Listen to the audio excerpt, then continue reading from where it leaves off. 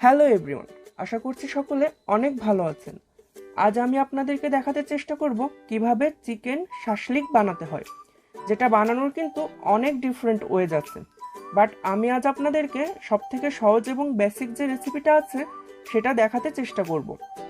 আশা করছি ভিডিওটা আপনাদের অনেক পছন্দ হবে। ভিডিওটা ভালো লাগলে লাইক এবং শেয়ার করতে ভুলবেন না কিন্তু। প্রথমেই শাশলিকটা বানাতে আমি যে কাঠিগুলো ইউজ করব সেগুলোকে কমপক্ষে 30 মিনিটের জন্য পানিতে ভিজিয়ে রাখছি। এতে করে শাশলিকটা ভাজার সময় কাঠিগুলো পুড়ে যাবে না। আমি এই কাঠিগুলো বাজার থেকে কিনে এনেছি। বাজারে এরকম প্যাকেটে কাঠিগুলো কিনতে পাওয়া যায়।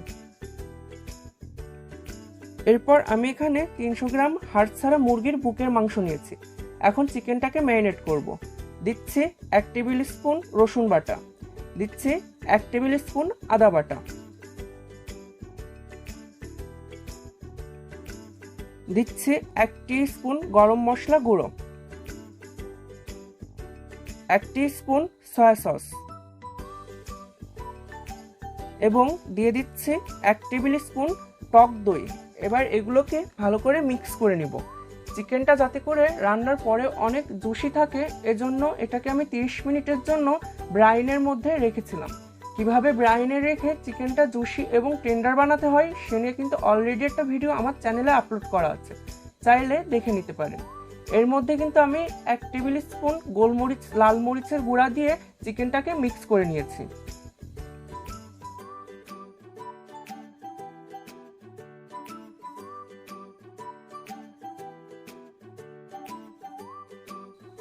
এভাবে চিকেনটাকে রেখে দিব 30 মিনিটের জন্য ম্যারিনেটের জন্য। চিকেনটা ম্যারিনেট হতে হতে আমি কিছু ভেজিটেবল কেটে নিচ্ছি। প্রথমেই আমি একটা হলুদ ক্যাপসিকাম নিয়ে নিচ্ছি। ক্যাপসিকামটা কেটে ক্যাপসিকামের ভেতরে এই ধরনের সাদা যে অংশটা আছে এটা টেস্টলেস হয়, এটাকে আপনারা চাইলে ফেলে দিতে পারেন। আমি এটাকে ফেলে নিচ্ছি।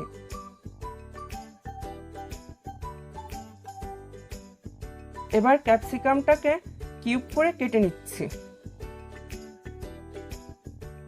ঠিক এইভাবে কিউব করে কেটে নিব এবং বাকি ক্যাপসিকামগুলো এইভাবে কিউব করে কেটে নেব। এবার একটা ছোট সাইজের পেঁয়াজ নিয়ে আমি এটাকে মাছ থেকে 4 ভাগ করে কেটে নিচ্ছি। পেঁয়াজের খোসাটা ফেলে নিয়ে পেঁয়াজের ভাঁজগুলোকে আমি আলাদা করে নিচ্ছি।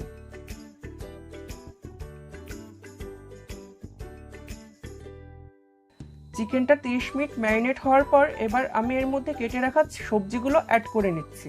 আমি এখানে 3 কালারের ক্যাপসিকাম ইউজ করেছি। আপনারা চাইলে যে কোনো 2টি অথবা যে কোনো 1টিও ইউজ করতে পারবেন।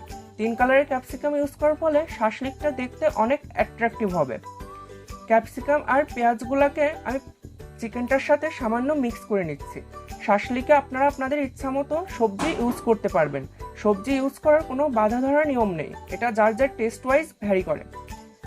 এবার আমি শাশলিকের জন্য একটা স্পেশাল সস প্রিপেয়ার করে নিচ্ছি। একটা বাটিতে 2 টেবিল চামচ টমেটো সস নিয়ে তাতে দিচ্ছি 1 টিস্পুন সয়া সস এবং 1 টেবিল স্পুন সুগার এবং দিচ্ছি 2 টেবিল স্পুনের মতো রান্নার সাদা তেল।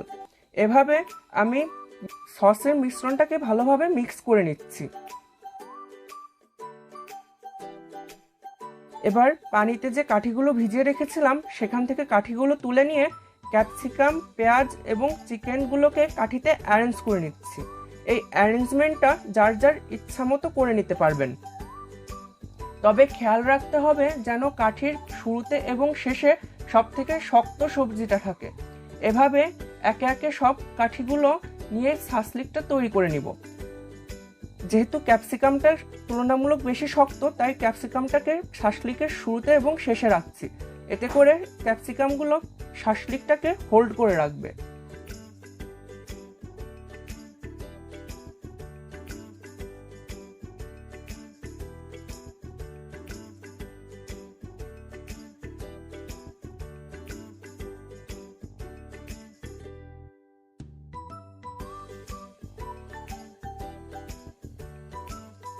এবার একটা প্যান গরম করে তাতে কিছু পরিমাণ তেল নিয়ে নিচ্ছি।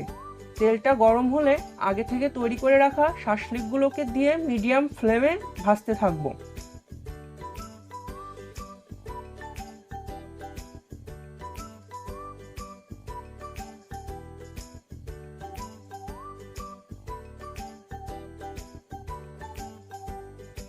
আমি প্রতি ব্যাচে 2টা করে শাসলিক নিয়ে ভাজছি। শাসলিকের উপর থেকে আগে থেকে তৈরি করে রাখা সসটা ব্রাশ করে নিচ্ছি।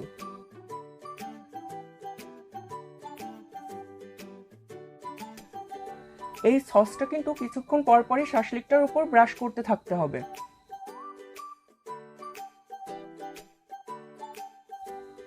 এভাবে এক পাশ ভাজা হয়ে গেলে উল্টিয়ে অন্য পাশ একইভাবে ভাজবো মিডিয়াম লো ফ্লেমে।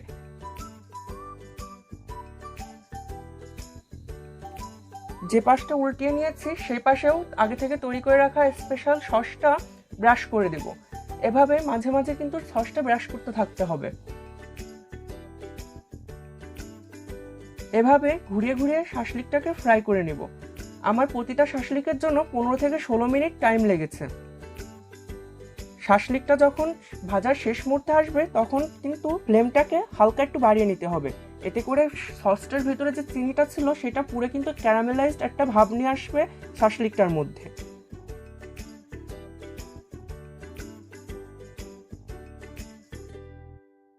ব্যাস তৈরি হয়ে গেল আমাদের দেশের রেস্টুরেন্ট স্টাইলের শাসলিক। এই শাসলিকটা দেখতেই পাচ্ছেন যেমন জুসি হয়েছে তেমন কিন্তু দেখতে সুন্দর হয়েছে।